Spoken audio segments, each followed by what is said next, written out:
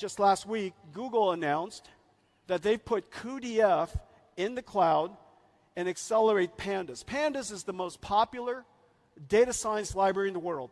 Many of you in here probably already use Pandas. It's used by 10 million data scientists in the world. Downloaded 170 million times each month. It is the Excel, it is the spreadsheet of data scientists. Well, with just one click, you can now use Pandas in Colab, which is Google's cloud data centers platform, accelerated by cuDF. The speed up is really incredible. Let's take a look.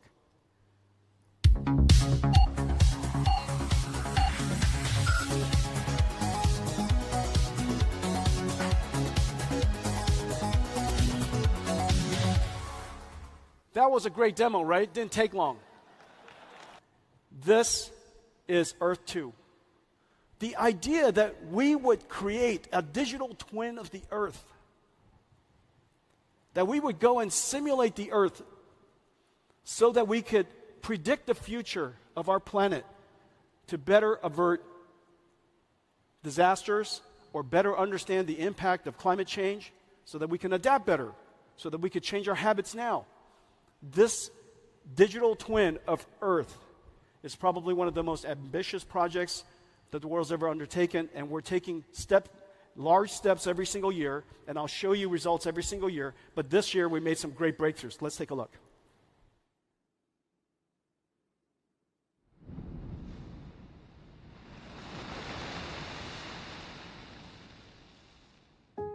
On Monday, the storm will veer north again and approach Taiwan.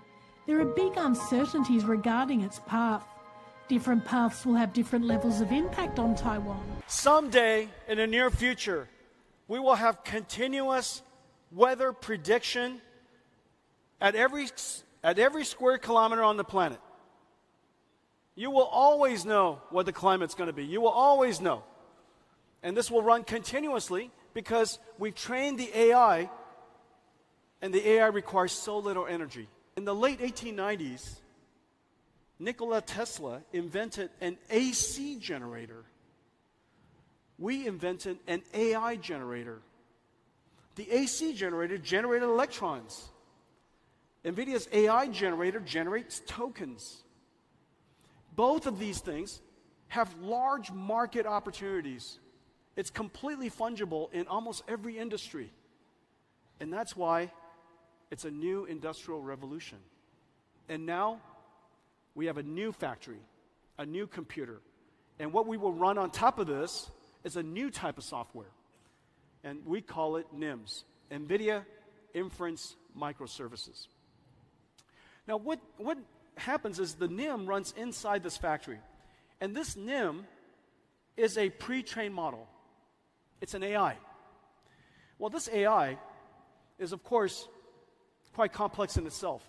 But the computing stack that runs AIs are insanely complex. When you go and use ChatGPT, underneath their stack is a whole bunch of software. Underneath that prompt is a ton of software. And it's incredibly complex because the models are large, billions to trillions of parameters. It doesn't run on just one computer, it runs on multiple computers. It has to distribute the workload across multiple GPUs, tensor parallelism, pipeline parallelism, data parallelism, all kinds of parallelism,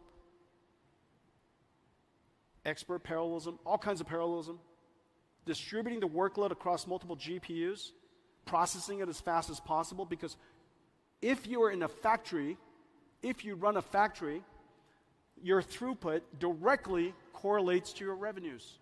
Your throughput directly correlates to quality of service. And your throughput directly correlates to the number of people who can use your service. We are now in a world where data center throughput, utilization, is vitally important. It was important in the past, but not vitally important. It was important in the past, but people don't measure it. Today, every parameter is measured. Start time, uptime, utilization, throughput, idle time, you name it. Because it's a factory. When something is a factory, its operations directly correlate to the financial performance of the company. And so we realized that this is incredibly complex for most companies to do. So what we did was we created this AI in a box. and it contains an incredible amount of software. Inside this container is CUDA, cuDNN, TensorRT, Triton for inference services. It is cloud native so that you could auto-scale in a Kubernetes environment. It has management services and hooks so that you can monitor your AIs. It has common APIs, standard APIs, so that you could literally chat with this box. We now have the ability to create large language models and pre-trained models of all kinds. And we have all of these various versions, whether it's language-based or vision-based or imaging-based, or we have versions that are available for healthcare, digital biology. We have versions that are digital humans that I'll talk to you about. And the way you use this, just come to ai.nvidia.com. And today we just posted up in Hugging Face the Llama 3 NIM, fully optimized.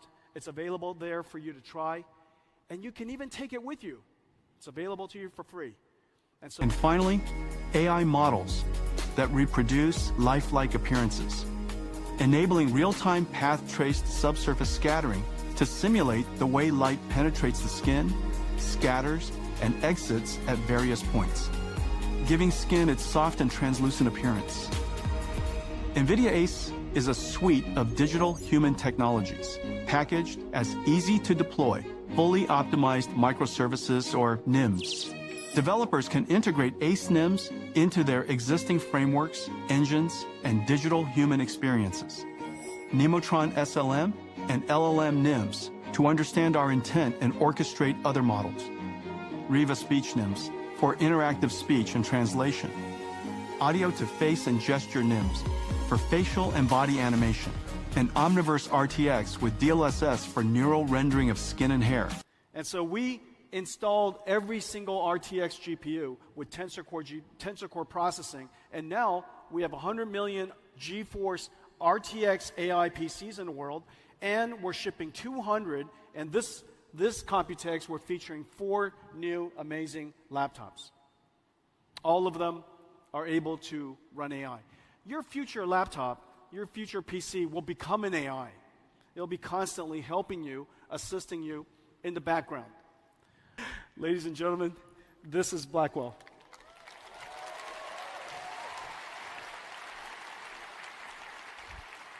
Blackwell is in production. Incredible amounts of technology. This is our production board. This is the most complex, highest performance computer the world's ever made. This is the Gray CPU. And these are, you could see each one of these Blackwell dies, 2 of them connected together. You see that? It is the largest die, the largest chip the world makes. And then we connect 2 of them together with a 10 terabyte per second link. So this is a DGX Blackwell. This is air-cooled, has 8 of these GPUs inside. Look at the size of the heat sinks on these GPUs. About 15 kilowatts, 15,000 watts, and completely air-cooled. This version supports x86, and it goes into the infrastructure that we've been shipping Hoppers into. However, if you would like to have liquid cooling, we have a new system, and this new system is based on this board, and we call it MGX for modular. And this modular system, you won't be able to see this. Can they see this? Can you see this? You can? Are you? Okay. I see. And so this is the MGX system, and here's the 2 Blackwell boards. So this one node has 4 Blackwell chips. These 4 Blackwell chips, this is liquid cooled.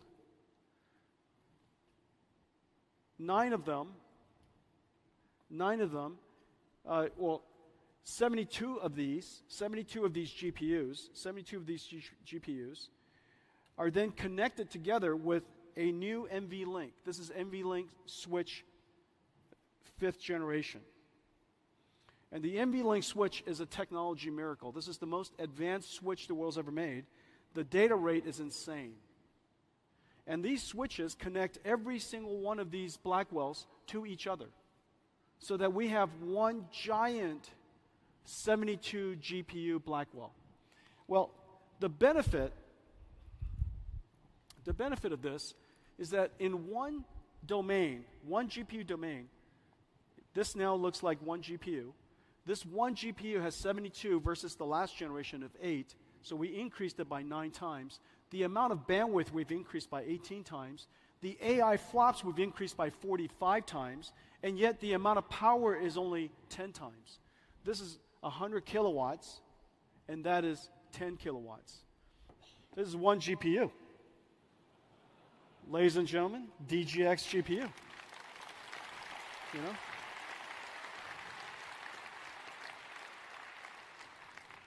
The back of this GPU is the NVLink spine. The NVLink spine is 5,000 wires, 2 miles, and it's right here. This is an NVLink spine, and it connects 72 GPUs to each other. This is an electrical, mechanical miracle. The transceivers makes it possible for us to drive the entire length in copper. And as a result, this switch, the NVLink switch, driving the NVLink spine in copper, makes it possible for us to save 20 kilowatts in one rack. 20 kilowatts could now be used for processing. Just an incredible achievement. So we have code names in our company, and we try to keep them very secret.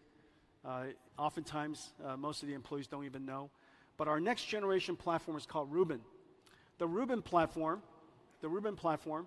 I'm not going to spend much time on it. I know what's going to happen. You're going to take pictures of it, and you're going to go look at the fine prints, and feel free to do that. So we have the Rubin platform, and 1 year later, we'd have the Rubin Ultra platform. All of these chips that I'm showing you here are all in full development, 100% of them. And the rhythm is 1 year at the limits of technology, all 100% architecturally compatible. So this is basically what NVIDIA is building. A robotic factory is designed with 3 computers. Train the AI on NVIDIA AI. You have the robot running on the PLC systems for orchestrating the factories, and then you, of course, simulate everything inside Omniverse. Well, the robotic arm and the robotic AMRs are also the same way, 3 computer systems. The difference is the 2 Omniverses will come together. So they'll share one virtual space. When they share one virtual space, that robotic arm will become inside the robotic factory. And again, three computers, and we provide the computer, the acceleration layers, and pre-trained AI models. I think we have some robots that we'd like to welcome. Here we go. About my size.